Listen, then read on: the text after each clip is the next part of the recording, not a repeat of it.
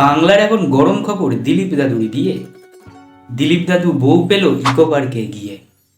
লন্ডনে অপমানিত হয়ে দিদি উল্টো পথে হাঁটিল। ভোট প্রচারে গিয়ে দাদা রিলস ভিডিও বানালো।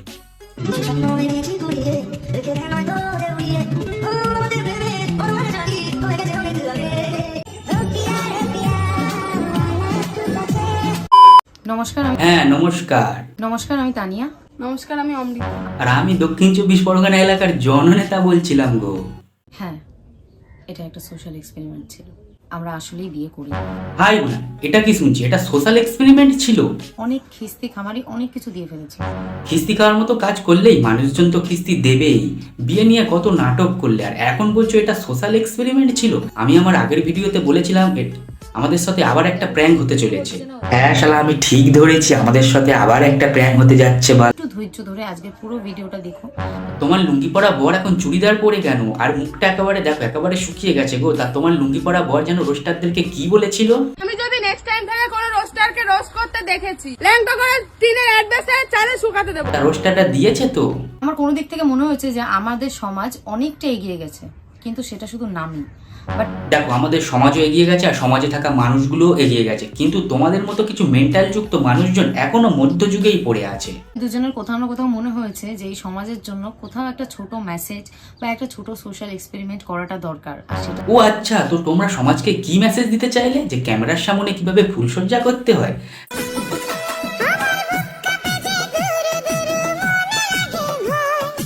না, কিছুদিন পরে এবার ক্যামেরার সামনে হেগে বলবে এটাও একটা সোশ্যাল এক্সপেরিমেন্ট ছিল। হরে কৃষ্ণ। তোর নাম কি বলতো? খান কি?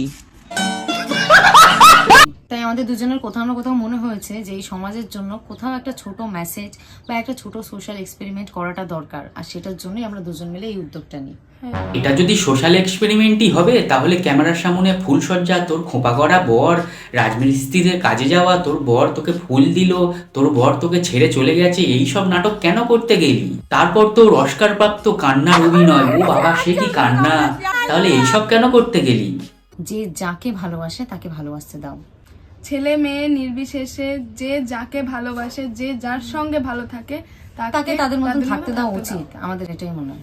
এই যে যাকে ভালোবাসে সে তার সঙ্গে থাক, তাতে আমাদের কোনো অসুবিধা নেই, কিন্তু সোশ্যাল মিডিয়ায় এসে এইরকম ছ্যাবলা মার্কা কাজকর্ম করলেই আমাদের অসুবিধা। ও আমার বোনের মতন, ঠিক আছে? ওর সাথে হাই, বরকে বোন বানিয়ে দিলে। রোস্টাররা কি দু চার কথা বললো না বললো সেই ভয়ে তুমি তোমার বরকে বোন বানিয়ে দিলে।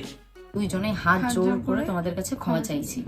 হাই, ক্ষমা চাইছো কেন? এখনো তো কিছুই বললাম না। শুধু একবার মুখটা দেখো গো, একেবারে শুকিয়ে বাংলার কাঁচের মতো হয়ে গেছে। তাই এই মুখ নিয়ে যেন কি বলেছিলিস?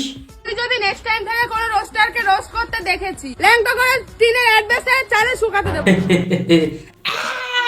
আর্নিংটাও হচ্ছে অনেক চলতো, আর চাইলেই আমি এই জিনিসটাকে অনেক লম্বা টাইম পর্যন্ত টানতে পারতাম যে আমার ভিউজ আসছে, আমার টাকা অনেক বেশি আর্নিং হবে।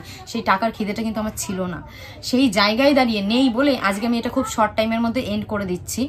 আর হ্যাঁ তাই তো, মাত্র 13টা এপিসোড না, একদম না, একদম তোমাদের টাকা পয়সার খিদে নেই না, শুধুমাত্র 13টা এপিসোড আর 1 মাসের কন্টেন্ট। আমি এই জিনিসটাকে অনেক লম্বা টাইম পর্যন্ত টানতে পারতাম যে আমার ভিউজ আসছে, আমার টাকা অনেক বেশি আর্নিং হবে। সেই টাকার খিদেটা কিন্তু আমার ছিল না। বা দিদি বাবা, তা বলি 1 মাসের কন্টেন্ট হয়ে গেল 13টা এপিসোড, আর আমি বাল 1 মাসে 2টো ভিডিও বাল করে চ্যানেল বড় হবে। সঠিক বলেছে। ভাবতেছি কাল থেকে হাগদে যাওয়ার ব্লগ ভিডিও করবো, না তো ছাদ্য বাড়ির ব্লগ ভিডিও করবো, এগুলোই মার্কেটে খুব ডিমান্ড। আর তোমরা তো আমার ভিডিও দেখো না, না ভিডিও দেখো না লাইক করো।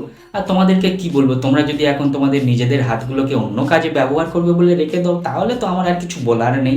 আর যদি তোমরা ভিডিওটি ভালো লাগে তাহলে একটা লাইক করে দাও। তোমরা তোমাদের নিজের হাতটাকে সঠিকভাবে ব্যবহার করো, ভুল টুল ব্যবহার করো না। আর তোমরা যদি ভেবেই থাকো অন্য কাজে ব্যবহার করবে তাহলে করতে পারো, আমার আর কিছু বলার নেই।